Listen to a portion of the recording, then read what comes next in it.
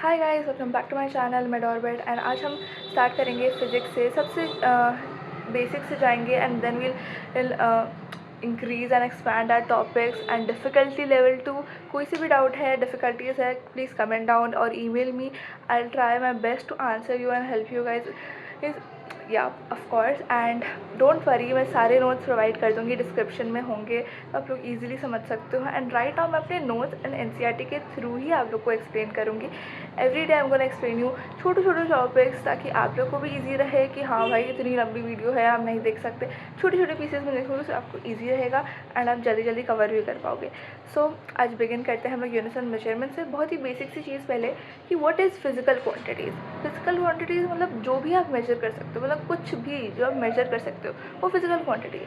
अब उसका हम क्लासिफिकेशन दो तरीके से कर सकते हैं। एक हम कर सकते हैं डायरेक्शन के बेसिस पे और एक हम कर सकते हैं डिपेंडेंसी के बेसिस पे। Let's talk about direction first. So अगर हम डायरेक्शन की बात करें तो दो तरीके के होते हैं। एक होता है स्केलर क्वांटिटी और एक होता है vector quantity. I hope everybody have heard of these two quantities. Of course ninth में कहाँ थे, राइट? तो बेसिकली 11th में समवेयर अबाउट आपकी नाइन्थ तो आनी ही आनी है। आपने नहीं पढ़ी सो नेवर माइंड, कोई नहीं, अभी तो अच्छे से पढ़ना है। सो अगर हम बात करें स्केलर क्वांटिटी की तो इसमें केवल मैग्नीट्यूड चाहिए होता है, नो डायरेक्शंस। वाइल वेक्टर में हमें मैग्नीट्यूड भी चाहिए, डायरेक्शन भी चाहिए। थोड़ा एग्जांपल देती हूँ, बहुत ही बेसिक से एग्जांपल। स्केलर क्वांटिटी में जैसे आपका स्पीड हो गया, डिस्टेंस हो गया, वर्क हो गया, टेम्परेचर हो गया। बट वेक्टर में आपका हो जाता है डिस्प्लेसमेंट, वेलोसिटी, एक्सेलरेशन, ये सब हो गया। उसके बाद हम आते हैं क्लासिफिकेशन में डिपेंडेंसी में। तो इसमें भी आपकी दो चीज़ें, दो क्राइटेरिया हैं, फंडामेंटल या फिर और base quantities and derived quantities. मैं बहुत ही बेसिक तरीके से बताती हूँ कि इन दोनों में डिफरेंस क्या होता है। अब there are seven basic oh my god, sorry, there are 7 base quantities, ठीक है।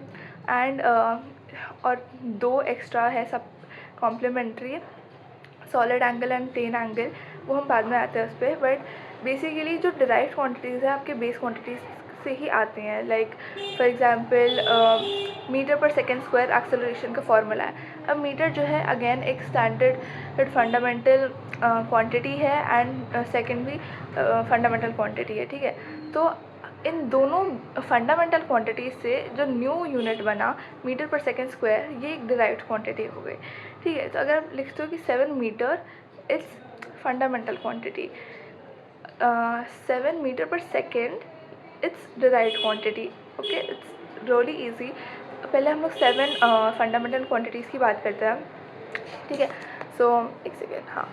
सो क्या है, पहला है हमारे पास लेंथ का यूनिट होता है मीटर, जिसको हम लोग स्मॉल m से डिनोट करते हैं। देन वी हैव मास, जिसको हम किलोग्राम से करते हैं, kg, as you all know. Then we have time, second से डिनोट प्रेजेंट करते हैं उसको s से, small s। Then we have temperature को केल्विन से करते हैं, but capital K, mind that. तो बेसिकली आगे जो मैं 3 बताने वाली हूँ उससे पहले मैं बस इतना सा बता देती हूँ कि अगर कहीं भी आपको किसी साइंटिस्ट के नेम पे है यूनिट, तो वो कैपिटल में ही रहेगा उसका फर्स्ट लेटर। जैसे हर्ट्स होता है ना, तो उसका फर्स्ट लेटर केवल कैपिटल में होगा, HS होता है उसका यूनिट, अगर आप लोग को पता हो तो। रियली बेसिक थिंग, बट कब किस क्वेश्चन में इतनी सिली सी मिस्टेक हो जाए, we always regret silly mistakes, no. So moving further, the which one, sorry, it's the fifth one, या अमाउंट ऑफ सब्सटेंस। इसको हम लोग मोल है इसका यूनिट, एंड इसका ऐसा यूनिट को अगर मैं स्पेल आउट करूँ तो इट्स MOL।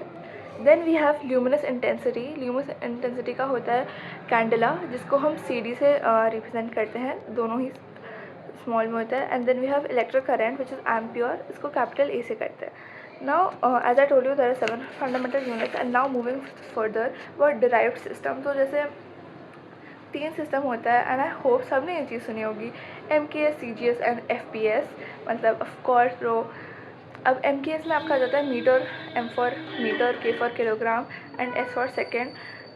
CGS में आता है C for centimetre, G for gram and S for second. And FPS, जिसको हम ब्रिटिश सिस्टम भी कहते हैं, एंड बहुत ही ईजी से, मतलब बहुत ही ईजी ही है ये तो याद रखना, but still I will give you a sort of trick to remember it, that F for foot, P for pound, S for seconds. तो पाउंड आपको ऐसा नहीं लगेगा कि okay pound it's not Indian, of course it's like foreign चीज़ लग रही है, Britishers foreign, so foreign system, I mean British system है ये, ठीक है। तो इसमें जैसे आपका लेंथ है तो मीटर से होता है MKS में, बट CGS में सेंटीमीटर से, मास आपका केजी में होता है, तो फिर CGS में ग्राम से हो जाता है, G से, देन आपका टाइम SC रहता है दोनों में।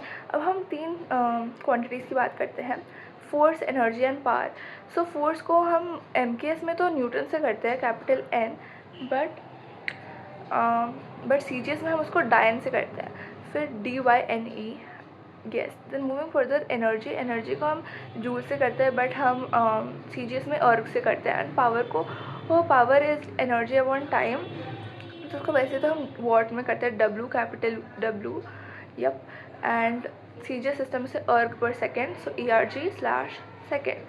देन अब कन्वर्जन ऑफ यूनिट्स, ये भी बहुत इजी है बट स्टिल थोड़ी कन्फ्यूजन होती है, मेरे को भी हुई थी जब मैं पहली बार पढ़ रही थी, क्योंकि ओके भाई टीचर्स हेल्प करते हैं तो of course it gets better. तो CGS कन्वर्जन सिस्टम में क्या होता है, हम एक एग्जांपल से लेते हैं। सपोज है कि 1 kg पर मीटर क्यूब को CGS सिस्टम में करना है, तो आप पहले सिंपली फ्रैक्शन में उसकी यूनिट फ्रैक्शन में लिख लो, 1 kg अपॉन 1 मीटर क्यूब लिख लो।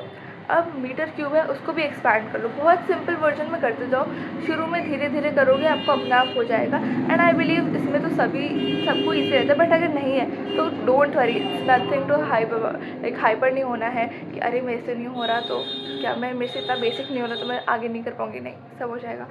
तो हाँ, सो व्हाट वाज सेइंग कि हमने 1 kg अपॉन 1 मीटर लिख लिया, 1 metre cube sorry, metre cube है तो हम 3 टाइम्स मल्टीप्लाई कर दो, 1 kg upon 1 metre into 1 metre into 1 metre, ठीक है। एंड फिर आपकी जो CGS में होती है, kg का क्या होता है, ग्राम हो जाता है, तब इसको ग्राम में कर लो। उसके बाद आपका हो जाता है मीटर का सेकेंड सेंटीमीटर में, तो 1 kg का 1000 ग्राम लिख दो, फिर 1 मीटर का 100 centimetre into 100 centimetre into 100 centimetre, and then basic सी मैथ से कट कर दो जो भी है कट हो पा रहा है, एंड जो भी बचता है इट्स लाइक 1 अपॉन 1000, एंड तो हो जाता है 0.001 ग्राम पर सेंटीमीटर। और एग्जांपल ले लेते हैं कि कन्वर्ट करना है अगर हमें 1 डायन को SI यूनिट में, तो वैसे SI यूनिट जो है आपका MK सिस्टम फॉलो करता है, मीटर, किलोग्राम एंड सेकेंड वाला। बट डायन अगर आपने टेबल देखा हो, जो मैं यहाँ पे अटैच भी कर दूँगी, कि डायन जो आपका CGS वाले कॉलम में था, तो अगर आप लिखते हो पहले आप फोर्स के फॉर्मूला लिखते हो, डायन किसका था, फोर्स का था, तो फोर्स के फॉर्मूला क्या होता है, F = m/8, and M is for mass and A is for acceleration. अब आपको CGS में करना है तो M क्या होता है, ग्राम हो जाएगा, फिर एक्सेलरेशन होता है मीटर पर सेकेंड स्क्वायर, बट CGS में है तो हम सेंटीमीटर पर सेकेंड स्क्वायर करेंगे, एंड आप अकॉर्डिंगली उसको kg की मीटर इन सब में चेंज कर लो, एंड अल्टीमेटली आपका आंसर आ जाएगा 10⁻⁻5 kg मीटर पर सेकेंड स्क्वायर। अब मैं छोटी सी 9 to 10 वैल्यूज़ बताऊंगी जो आपको बहुत हेल्पफुल रहेगी आगे चल के, एंड मैं टेबल तो अटैच कर ही दूँगी यहाँ पर भी, एंड डिस्क्रिप्शन में नोट्स है, आप उसमें भी देख सकते हो। अब मैं क्विकली रीड आउट कर देती हूँ ताकि आपको एक जनरल ओवरव्यू हो जाए कि मैं किस बारे में बात कर रही हूँ। फर्स्ट ऑफ ऑल मैं जो भी अभी मतलब SI यूनिट बोलूँगी सारे स्मॉल लेटर में होंगे, not capital, so don't worry, confuse मत हो जाना प्लीज़। अब आता है 1 नैनोमीटर, तो 1 nanometre which is 1 nm is equals to 10⁻⁻9 meter. Then we have 1 micrometer which is like 1 μm, so 10⁻⁻6 meter. Then we have 1 millimeter which is 1 mm, which is 10⁻⁻3 meter. Then we have 1 picometer which is 10⁻⁻12 meter. Then 1 centimeter, pico के लिए PM होता है, centimetre के लिए CM होता है, which is 10⁻⁻2 meter. Then 1 decimeter is 10⁻⁻1 meter, which is 1 dm, and 1 decameter is 1 da and m. 10⁻1 meter and 1 kilometer is 1 km, which is 10⁻3 meter. Really easy. तो हमने fundamental units and derived units कर लिए। अब हम पढ़ते हैं supplementary units के बारे में, जो मैंने आपको शुरू में ही बताया था, plane angle and solid angle. तो ये दोनों जो है डायमेंशनलेस होते हैं, इनकी कोई डायमेंशंस नहीं होते हैं। अगर हम डायमेंशन के बारे में बात करें तो इनकी पावर एकदम जीरो होता है, m0 l0 t0 वाली बात है। बट माइंड यू इनके यूनिट्स होते हैं, ये यूनिट लेस नहीं होते बट डायमेंशनलेस होते हैं।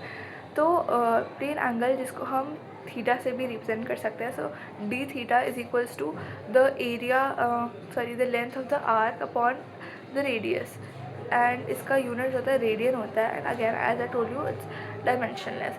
अब जो आपका सॉलिड एंगल होता है वो थोड़ा 3D फॉर्म में होता है, इसलिए हम लोग उसको ओमेगा से करते हैं। तो D omega is equals to D A, which is like आपका क्या होता है वो एरिया होता है आर का एट आर स्क्वायर, रेडियस का square. As I told you क्या है ये 3D है और इसका यूनिट होता है स्टेरेडियन। अब मूविंग फर्दर आज के लिए तो मैं इतना ही करूँगी, जिस बिकॉज छोटे से जो टॉपिक मैंने बोला था कि छोटे छोटे करके आगे बढ़ेंगे, जल्दीबाजी में नहीं जाना है, कहीं ट्रेनिंग छूट रही है। एंड नेक्स्ट वीडियो में फिज़िक्स की हम पढ़ेंगे डायमेंशंस के बारे में। So stay tuned and do subscribe, like, comment and share the video. Thanks for watching.